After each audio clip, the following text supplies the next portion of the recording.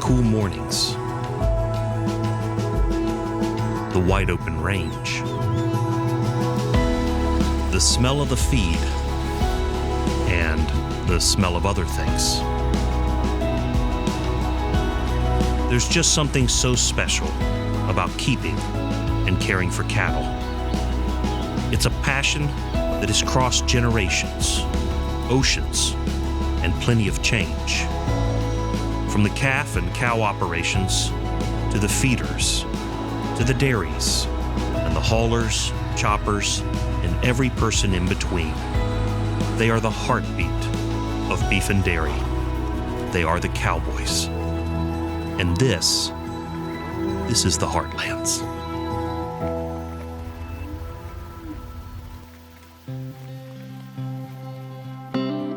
Keeping cattle is a labor of love, and we mean labor. It takes a lot of work to feed, milk, sort, haul, and care for cattle. It's not for everyone, but for the ones who have that calling, it's so much more than a job. Started out on in college on an exchange program in Florida on the dairy. I'm born on the dairy. Just came back. Going out there and sitting and watching the cows pick grass. The cows make noise when they're eating grass, when they're picking grass. It can be as still as can be, but you just hear them munching. This is the best part of the dairy, when cows come in to watch them and see something is wrong with it. Big calf cow operations, and then they bring the cattle up north, and there's multiple different trails. Theoretically, there's supposed to be a trail just east of Calvesta. They take the time, not push them too hard, all that good stuff, and bring them to market in Kansas and take them even further north. You'll see someone out there, it's 6 below, and you're getting a calf in because it's sick, and you're making sure that's okay. You're putting a frozen calf in the floor of your pickup to make sure that he makes it through the night. And there is no one that cares about animals more than ranchers. You gotta check water 5 times a day, hopefully that your well's running good. Then in the wintertime, you've got to live with them, keep them alive, so, and then feed them, There's snow on the ground, there's nothing to eat, so haul them hay all day long every day. No vacations. Beef is a big part of not just the nice steak you get. Everybody likes to see that nice T-bone steak on the plate in an advertisement for beef. Hamburgers is just a bigger part of that because of the protein supply that beef provides to all incomes of families.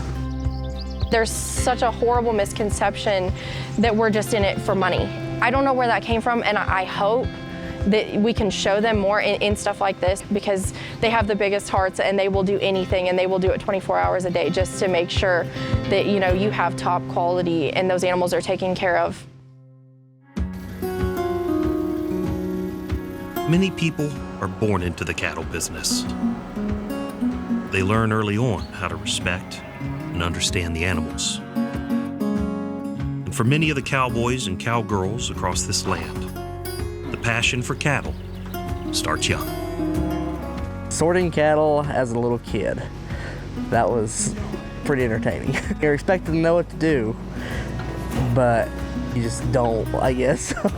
You're in the way, you're getting yelled at, you're getting told to be over there, you're told to hold your ground, and then if you hold too much ground, you're expected to know stuff that you don't know.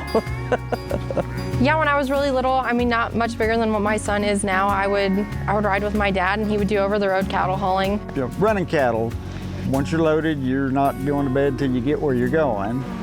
He always says that I did really well when we were moving. As soon as I wanted to go to sleep, she was up and around and poking me in the face, and it was annoying. 2 to 4 hours, like a on the steering wheel nap.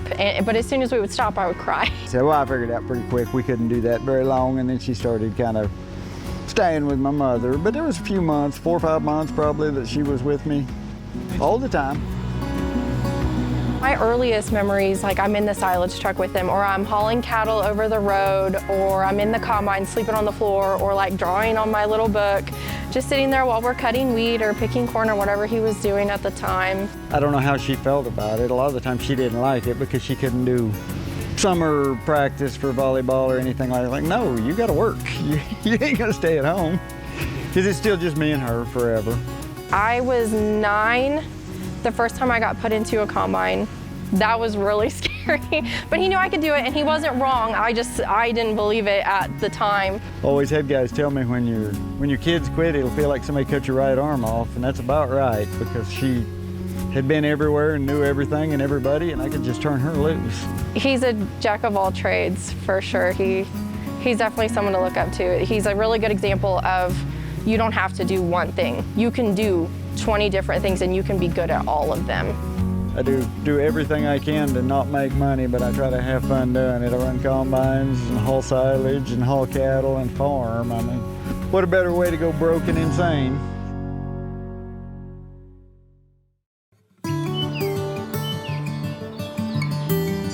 Cattle is so much more than just where you see them. There's a whole world of folks that support the cattle trade with equipment, feed, and expertise. And for them, it's no less a labor of love. They're proud to support this noble calling. I can't really see myself doing anything else. This is fun. It's every day there's new challenges, and it's constant. It's a constant learning curve, and it's just fun. Just do it. Just get to meet awesome people throughout. There's bad people too, but I mean, for the most part, it's really good. I like it. If I don't like it, I wouldn't be doing it. So, but also, if it was easy enough, everybody else would be doing it. A lot of changes coming in, and honestly, yeah, I think there's a good future for it.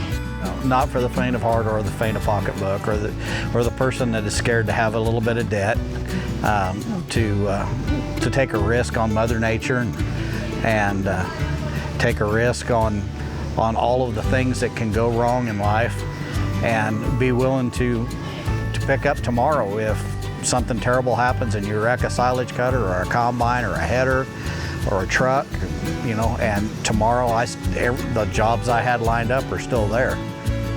You got a web of however many cutters you're running. You got those guys watching the cutter, then you got 10 trucks sometimes per cutter depending on the haul, and then 3 or 4 tractors going, and I mean, everybody's doing their job, and if everybody's clicking right, it's a good day, you know, so. Clay knows how to rope, and so I really hope that he'll teach our son how to rope, and yeah, we'll do the mutton busting, and I'd love to see him be like a rough stock rider. There's so much to learn from like a livestock related sport. I really hope that that's something he's passionate about. I grew up, people personally ran farms, you know, I mean, there's people who's owner-operators. Seeing somebody who decides, pays, and operates all on their own, that means a lot. I hope he gets to see people still operating that way. The cattle trade has changed plenty since the days of the legendary stampedes northward. Yet much of its essence remains. You have to have a lot of heart to work in this business. A heart for your animals, a heart for your family and your friends working beside you, a heart for a business that sustains our society. So here's to all you cowboys and cowgirls out there. May your efforts bear much fruit. May your friendships always be cherished. And may your journey, that tough journey, always be its own reward. We tip our hats to you.